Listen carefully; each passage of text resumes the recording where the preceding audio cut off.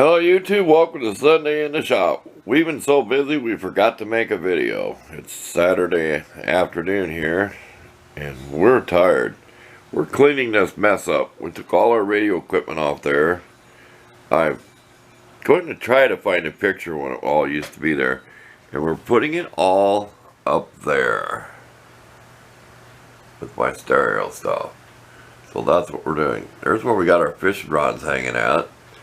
Just some paracord, and that's not really dusty under there, and it's not that dusty under there either, you know, up in the loft, but it was dusty here.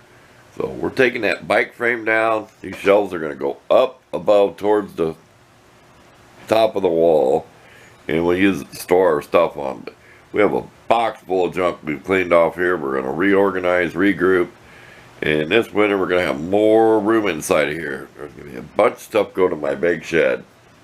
So that's the end of me talking, and I'll leave you some pictures what the shop used to look like over the years. Kind of from the beginning up to about now, a couple of years ago. So stay tuned and enjoy the pictures, and we'll look forward to seeing you next week.